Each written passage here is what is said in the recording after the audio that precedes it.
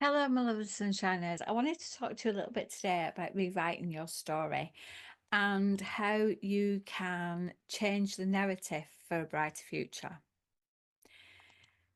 We all have a story. Um, you might not think your story is interesting. You might not think that people want to hear your story, but we all have one. And it's about the way that you tell your story to people and you put yourself across there, especially if you want to do things like coaching, life coaching or whatever that may be. Then, you know, having your story and telling your story is very beautiful. So the story that you tell yourself about you know, and about who you are shapes every aspect of your life, because we don't always, like I was talking about vulnerability before, we don't always want to share our story, so we tend to mask over it a little bit. Or you'll find people that'll, put shoes on the hands and put some pants on and pretend they're on a beach somewhere and all that kind of stuff, just to paint a totally different picture. Personally, I don't agree with that sort of thing. It's just not for me, but I understand why people do it. So if your current story doesn't reflect your true potential, what can you do about it?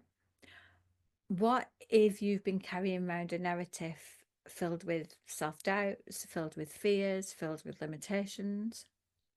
Well, the good news is that you have the power to rewrite your story, and you can start doing that today.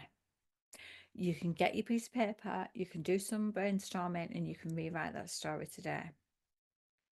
In therapy, one of the most powerful tools that I use with clients is narrative therapy.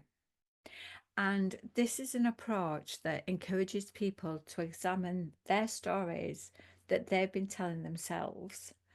And not only that, it also helps to challenge the beliefs that come up that no longer serve. And, it can be a really powerful tool. Often we carry around old stories from our past that were shaped by trauma. They were shaped by rejection, or they were shaped by failure.